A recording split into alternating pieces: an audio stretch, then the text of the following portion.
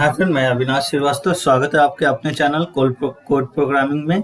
तो इस वीडियो में हम लोग सीखने वाले हैं रिएक्ट का कंपोनेंट के बारे में। तो रिएक्ट में हम इसमें सीखेंगे रिएक्ट में कितने प्रकार के कंपोनेंट होते हैं और उस कंपोनेंट को क्या कहा जाता है और उसका यूज कहाँ पे हम करते हैं।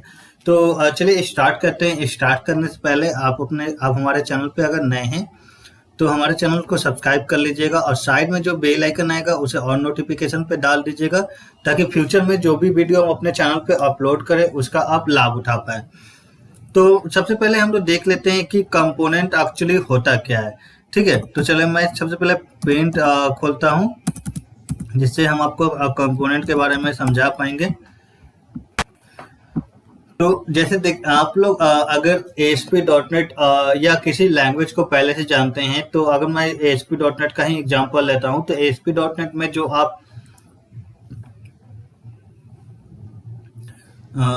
आप यूजर कंट्रोल बनाते हैं वैसा ही कंपोनेंट होता है। कंपोनेंट मतलब कि यदि किसी चीज को पार्ट बाय पार्ट में डिस्ट्रीब्यूट कर देना उसको हम कंपोनेंट कहते हैं। जैसे मैं आपको बताऊं, जैसे कि अगर हम मास्टर पेज बनाते हैं तो आप देखिएगा एक हेडर सेक्शन होता है, एक आपका यहाँ पे जैसे लाइक आपका मेनू सेक्शन होता है, साइड में यहाँ पे आपका फुटर सेक्शन होता है और यहाँ पे आपका जो भी टोटल जो होता है बॉडी सेक्शन होता है। तो इसे हम लोग कंपोनेंट कहते हैं।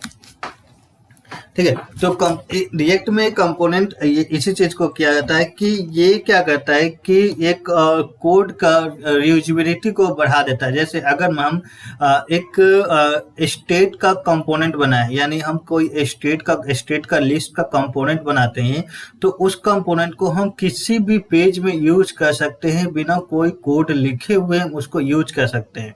तो रिएक्ट यही कहता है कि आप कम लिखिए और ज़्यादा जगह पे यूज कीजिए, क्योंकि ये सिंगल पेज एप्लीकेशन होता है तो बार बार हमें अलग अलग कोड को लिखना नहीं पड़ता है। जस्ट हमें कुछ कंपोनेंट बनाने होते हैं और उस कंपोनेंट को हम रीयूज कर सकते हैं अपने दूसरे कंपोनेंट में, और वो कंपोनेंट क्या होता है, पेज को रेंडर करता है। तो रिएक्ट में कोई पेज का फंडा नहीं है, आप जो कंपोनेंट बनाते हैं वही एक पेज है। तो चलिए देख लेते हैं। जैसे कि यदि आप रिएक्ट पहले से अगर आप जानते हैं, क्योंकि रिएक्ट में इसमें मैं आपको प्रोजेक्ट बनाने सिखाने वाला नहीं हूँ, जस्ट मैं आपको कंपोनेंट सिखाने वाला हूँ। तो रिएक्ट में यहाँ पे क्या होता है ना कि दो तरह के कंपोनेंट होते हैं। एक होता है आपका क्लास कंपोनेंट और एक होता है आपका फंक्शन कंपोनेंट। ठीक है, तो फंक्शन कंपोनेंट वही आपका जावा स्क्रिप्ट से आया हुआ है, क्लास कंपोनेंट आपका ASP.NET C#, यानी आप कोई भी लैंग्वेज से बोलिए जिसमें आपका क्लास ऑब्जेक्ट ओरिएंटेड प्रोग्रामिंग में आता हो तो वो क्लास उसमें आएगा ही आएगा। तो चलिए हम एक एक करके दोनों कंपोनेंट को क्रिएट करना सीखते हैं और देखते हैं कि कैसे हम उसको यूज करते हैं। तो मैं इसे एक डेमो JS का एक कंपोनेंट बनाने वाला हूं, जो मैंने एक पेज टाइप का क्रिएट किया हूं। ये पेज नहीं होता है बट मैं पेज ही बोलूंगा इसको। तो चलिए मैं रिएक्ट में इंपोर्ट करता हूं। यहाँ पे आपको बता दूं कि मैं रिएक्ट के लिए रिएक्ट में कोड लिखने के लिए मैं विजुअल कोड का यूज कर रहा हूं। आप किसी भी का यूज कर सकते हैं। और यहाँ पे मैं रिएक्ट को कॉल कर रहा हूं। ठीक है, तो मैंने क्या किया कि मैं रिएक्ट को इंपोर्ट किया हूं और उसको रिएक्ट का एक वेरिएबल को बनाया हूं। तो चलिए अब देखते हैं। सबसे पहले हम लोग सीखते हैं फंक्शन कंपोनेंट क्या होता है। तो फंक्शन कंपोनेंट को आपको क्रिएट करने के लिए आपको कांस्टेंट एक लेना होगा वेरिएबल, जो आपका उसका नाम देना होगा जो भी आप देना चाहते हैं। बट याद रहे कि आप नाम देंगे जो आपका कंपोनेंट का नाम आपने डिक्लेयर किया है, जिससे आपने पेज को बनाया है, वही आप देंगे। ठीक है, उसके बाद आप इक्वल टू दीजिएगा। उसके बाद फिर इक्वल टू ब्रैकेट को स्मॉल ब्रैकेट को ओपन कीजिएगा, क्लोज कीजिएगा, फिर उसके बाद इक्वल टू और ग्रेटर देन। ठीक है, उसके बाद यहाँ पे हम मिडिल ब्रैकेट को देंगे। मिडिल ब्रैकेट को देने के बाद या इसके बाद जो करेंगे कि हमें यहाँ पे रिटर्न करना पड़ता है। तो कुछ चीज यहाँ पे मैं बताने वाला हूँ, आप वहाँ पे ध्यान दीजिएगा। जैसे अगर मैं यहाँ से सिंगल चीज मतलब कि सिंगल को किसी चीज को रिटर्न कर रहा हूँ तो मुझे यहाँ पे मिल जाएगा, देखिए कोड प्रोग्रामिंग। अगर मैं अब इससे हमें क्या करना होगा कि इस चीज को मुझे एक्सपोर्ट करना होगा इसमें से, तो मैं चलिए एक्सपोर्ट कर लेते हैं।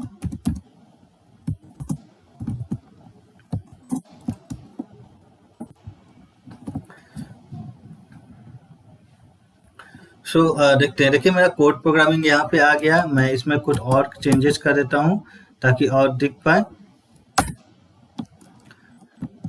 हेलो,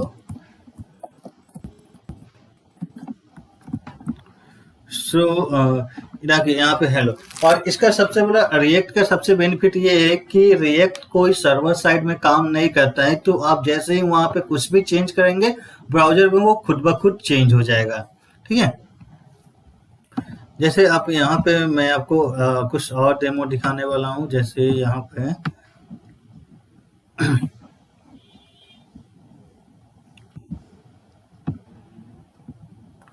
मैं यहाँ पे और चेंज करने वाला हूँ, तो आप देखिएगा कि यहाँ पे चेंज हो रही है कि नहीं हो रही है।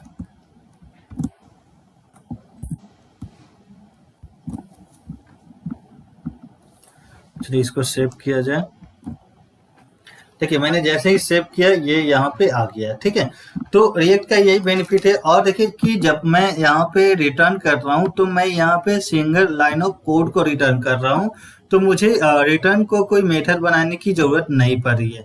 यदि मैं इसे डबल लाइन रिटर्न करना चाहूँ, जैसे मैं यहाँ पे पी में लिख देता हूँ हाय अविनाश, तो देखिए यहाँ पे एरर आ गया है। तो ये क्या कर रहा है कि ये अगर आप रिटर्न से रिटर्न कर रहे हैं तो ये सिंगल लाइन ऑफ कोड को ही रिटर्न करेगा, मल्टीपल को रिटर्न नहीं करेगा। तो इसके लिए आपको क्या करना होगा, इसके लिए आपको ब्रैकेट देना होगा। ठीक है, जो यहाँ से चालू होगा यहाँ पे बंद होगा, बट अभी भी ये रिटर्न नहीं करेगा। तो इसे क्या करते हैं कि रिएक्ट यही कहता है कि आप जितना कोड भी आप रिटर्न करना चाहें आप रिटर्न कर पाएंगे, लेकिन वो सिंगल लाइन का कोड होना चाहिए। तो मैंने इसे सिंगल लाइन का कोड बनाने के लिए एक डिव को ओपन किया और लास्ट में क्लोज कर दिया हूँ। इससे रिटर्न को ये रिएक्ट को यही पता चल रहा है कि ये सिंगल लाइन का कोड है, जो आपको कोई भी आप टैग से उसे सिंगल लाइन बना दीजिए। ठीक है, तो मैं जब यहाँ पे सेव करता हूँ तो अगर मैं यहाँ पे देखता हूँ तो यहाँ पे हाय अविनाश आ चुका है। तो ये हुआ आपका फंक्शन कंपोनेंट। देखिए जैसे कि अगर आप यहाँ पे जो भी कंपोनेंट को बना रहे हैं वहाँ पे यहाँ पे आपको उसे एक्सपोर्ट करना ही पड़ेगा।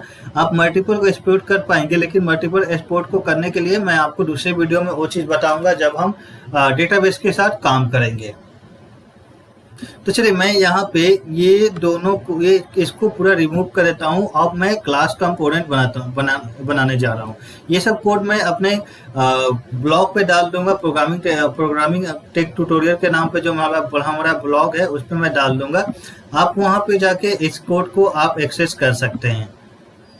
जैसे ये हमारा ब्लॉग है, आप यहाँ पे आएंगे तो यहाँ पे सभी कोड आपको मिल जाएगा। आप यहाँ से आप एक्सेस कर पाएंगे, डाउनलोड कर पाएंगे। तो चलिए मैं इसको रिमूव कर देता हूँ। तो क्लास कंपोनेंट बनाने के लिए सबसे पहले यहाँ पे मुझे एक कंपोनेंट बोल के एक रिएक्ट में एक टैग आती है, उसे मैं यूज करूँगा। और यहाँ पे मैं क्लास से स्टार्ट कर रहा हूँ क्योंकि मैं क्लास कंपोनेंट बना रहा हूँ। तो क्लास, उसके बाद आपका कंपोनेंट का नेम, कंपोनेंट के नाम देने के बाद उसको आपको एक्सटेंड करना पड़ेगा। ठीक है, एक्सटेंड करेंगे उसके बाद आपको कंपोनेंट देना पड़ेगा और सेम चीज यहाँ पे आपको देना होगा। ठीक है, मिडिल ब्रैकेट ओपन और क्लोज करना होगा। लेकिन आप ध्यान रखिए कि कंपोनेंट जब आप क्लास कंपोनेंट बनाते हैं तो आप उसे रिटर्न नहीं करते हैं, आप उसे रेंडर करते हैं। ठीक है, तो चलिए देखते हैं। रेंडर में लिखता हूँ यहाँ पे ब्रैकेट को मैंने जैसे इसे मेथड मैंने बनाया, उसके बाद मैं मिडिल ब्रैकेट को ओपन करूँगा, क्लोज करूँगा और सेमी कॉलम से इसे टर्मिनेट करूँगा। ठीक है, उसके बाद हम लोग यहाँ से इसको रिटर्न करेंगे। ठीक है, क्योंकि रिटर्न तो हमें चाहिए, लेकिन रेंडर के थ्रू हम लोग यहाँ पे रिटर्न करते हैं। तो यहाँ पे सेम चीज़ आप लिखिए रिटर्न में, जैसे आप लोग पहले लिखते थे। तो यहाँ पे मैं रिटर्न कर रहा हूँ h1 टैग,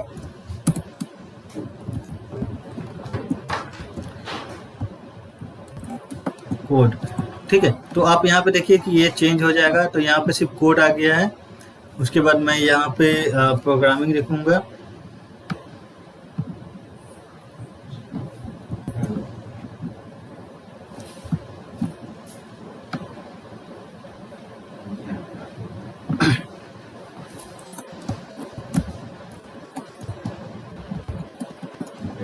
अब देखिए वहां पे चेंज हो जाएगा।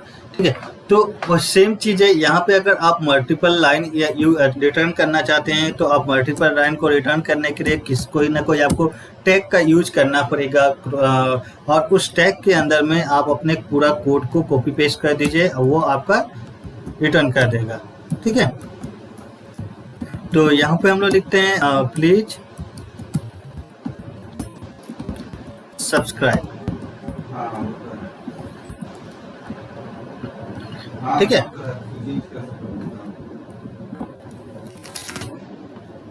तो आशा करते हैं कि आप कंपोनेंट के बारे में सीख गए होंगे, और मैं इसे पूरा स्ट्रक्चर वाइज इसे मैं अपने नेक्स्ट वीडियो में समझाऊंगा। इस जो आपका रिएक्ट का स्ट्रक्चर है कि ये पब्लिक फोल्डर में क्या क्या होता है, हमको कहाँ पे कंपोनेंट बनाना चाहिए, क्या करना चाहिए, ये सब चीज मैं आपको नेक्स्ट वीडियो में समझाऊंगा। FJS का जैसे मैंने देखिए यहाँ पे इसको इनहेरिट किया था मैंने अपने डेमो कंपोनेंट को, तो मैं ये सब चीज आपको अपने नेक्स्ट वीडियो में सिखाऊंगा। इसमें सिर्फ मैंने कंपोनेंट सिखाने के, आपको कंपोनेंट कैसे बनाते हैं उसे सिखाने के लिए जस्ट ये वीडियो को बनाया था, और किसे कंपोनेंट कहते हैं।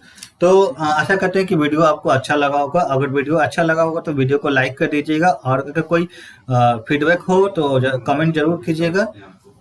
और चैनल पे नए हैं और अभी तक हमारे चैनल को सब्सक्राइब नहीं किए तो काइंडली आप लोग चैनल को सब्सक्राइब भी कर दीजिएगा, क्योंकि मैं रिएक्ट का एक सीरीज लाने वाला हूं जिसमें मैं आपको लास्ट में एक इन्वेंटरी का प्रोजेक्ट आपको सिखाऊंगा रिएक्ट में।